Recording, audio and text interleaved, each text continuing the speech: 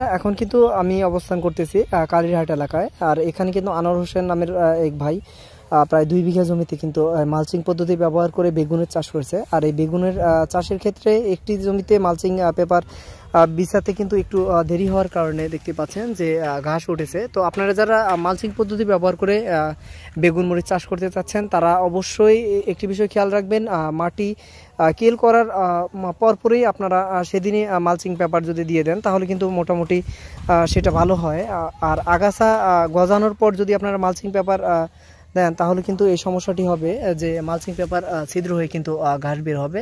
এই বিষয়টি খেয়াল রেখে কিন্তু আপনারা জমিতে মালচিং পেপার দিবেন। তো কৃষক ভাই এরকম কৃষি তথ্যমূলক ভিডিও পাওয়ার জন্য আমার চ্যানেলটি সাবস্ক্রাইব করে সঙ্গে থাকুন।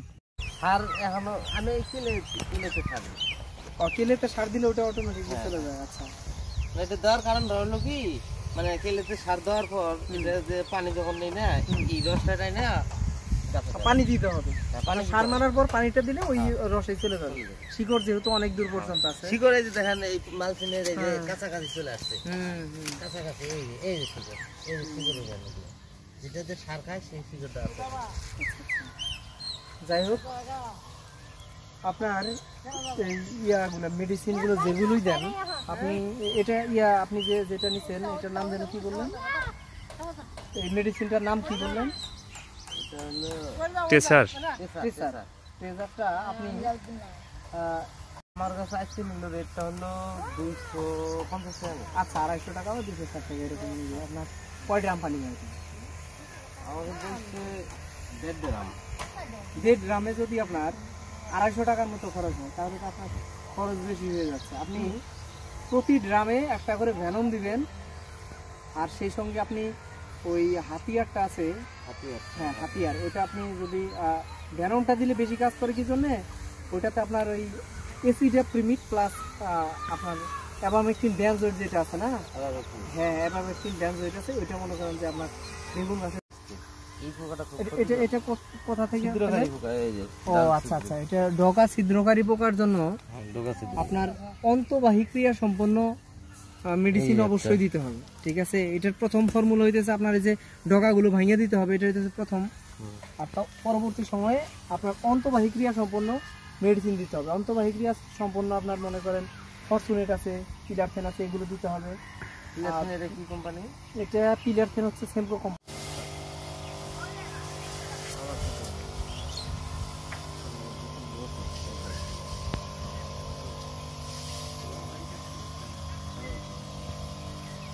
না, এটা হইতেছে আপনার জাপ পোকা। এটার জন্য আপনার ফরচুনেটটা বেটার হবে, অর্থাৎ এসিভিট গ্রুপের ওষুধ দিবেন আপনি, এটাও চলে যাবে।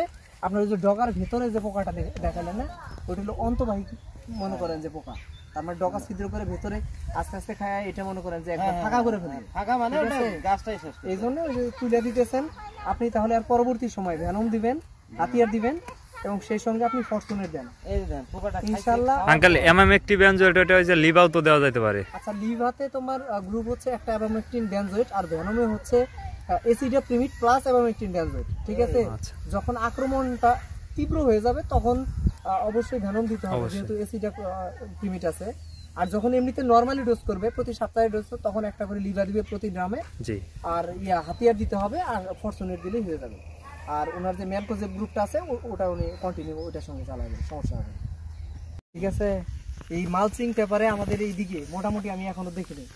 আমি কিন্তু মনে মনে চিন্তা ভাবনা করতেছি যে এইরকম কোনো কৃষক আছে কিনা মালচিং পেপারে করে। এগুলো কিন্তু আসলে আধুনিক পদ্ধতি, বুঝছেন। এতে আপনার মনে করেন যে দীর্ঘমেয়াদী ফসল পাবেন, গাছের গ্রোথ গুলো ভালো থাকবে, রোগ বালাই কম হবে, মানে অনেক নিড়ানির খরচ কম লাগবে।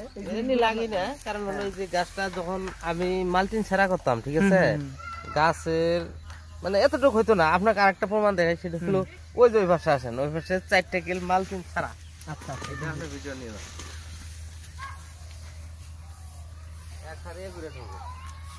আমি এখানে পরীক্ষা করার জন্য এই সাইডে ভালো কাজ করছেন, কারণ পরীক্ষা দরকার।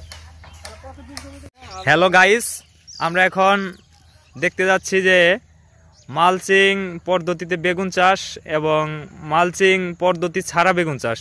এটা এই আমার আনোয়ার মামা, ইনি হচ্ছে এই আবারটা করছে।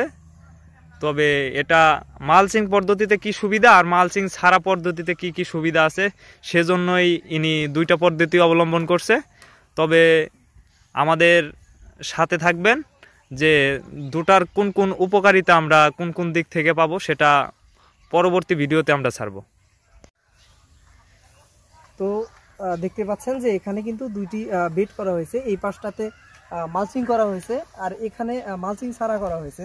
তো দেখতে পাচ্ছেন যে এই গাছটা আর এই গাছটা গ্রোথটা কতটুকু তফাৎ দেখা দিয়েছে। তো এই জন্য আপনারা যারা আধুনিক পদ্ধতি ব্যবহার করে বেগুন মরিচ এগুলো চাষ করতে যাচ্ছেন অবশ্যই মালচিং পেপার ব্যবহার করবেন।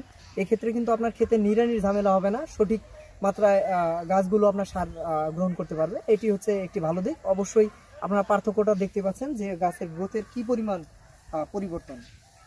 অনেক অনেক আয় তার দিন কি করে এই পাশে আর ওই পাশে